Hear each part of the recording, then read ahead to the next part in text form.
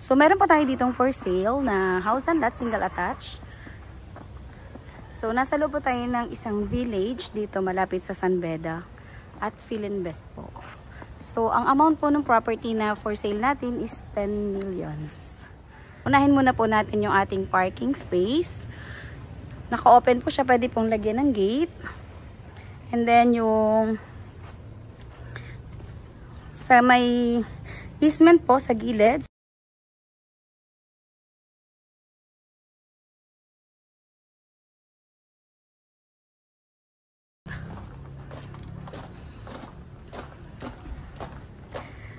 So, tingnan muna po natin yung ating service area or laundry area po. Ayan. And meron po tayo dito maid's room. So, meron na siyang built-in cabinet na kasama. And yung common toilet and bath po natin, nakalock nga lang po siya dito. Ayan.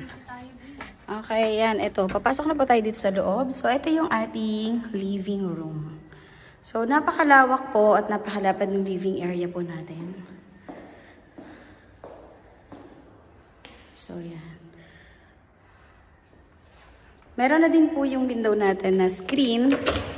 Ayan, isa-isa. So, ganyan po yung window po natin. So, para walang lamok napapasok or other insect po. And then, ito po yung hallway natin. Papunta naman tayo sa kitchen. So, ito po yung ating kitchen. Meron na siyang built-in cabinet na kasama.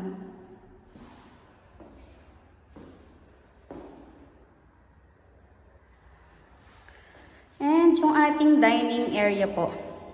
So, yung sa dining po natin, so, kasya po dito yung long table na 10 to 12 seater po. And yung door po na ito yung access natin, yung pinuntahan po natin kanina na laundry area service po or dirty kitchen, pwede din po maglagay kasi napakalapad naman po. Now, dito po sa may baba ng hagdan, meron po tayo ditong powder room. Wala lang po talagang ilang, di ko alam kung saan binubuhay.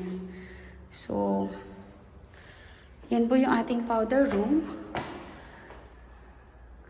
Akit naman po tayo sa second floor.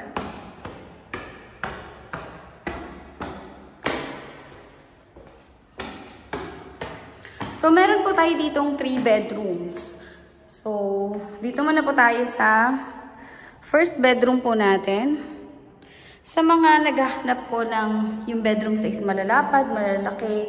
So, fit na fit po ito sa hinahanap ninyo. Meron na po tayo nakaabang para sa window type na aircon. So, yan po yun. And ang maganda po yung subdivision natin, napakatahimik po dito. Ayan, may built-in cabinet na din po.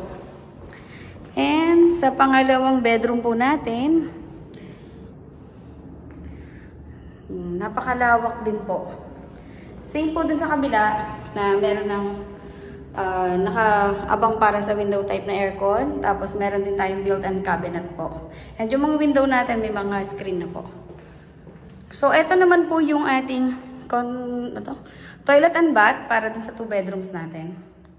So, yan, may kasama na siyang multi-point water heater. Naka-include na po yun. And, proceed na po tayo sa ating master's bedroom. So, yung master's bedroom natin, meron tayong balcony. And, ito po. Meron siyang built-in cabinet. And yung ating toilet and bath, dito po. Napakalawak po. Wala pa lang pong shower enclosure, pero kung halimbawa po at ma-purchase niyo yung property, kayo na lang po yung magpapalagay nung glass na shower enclosure po. Now, ito naman po yung ating balcony. So, kung napapansin nyo po, yung ganitong, yung anong oras ba ngayon? Alauna, mag-alas 2. So, napakatahimik po dito sa area. So, nasa medyo end yun na tayo. Pero kung napapansin nyo po, maliit lang po kasi ito eh. Simula doon sa guard, isang paikot lang siya. Parang letter U. Ganun. So, sa mga interested client po, pwede po kayo mag-message or directly call sa number ko at 0917-143-9488. Thank you.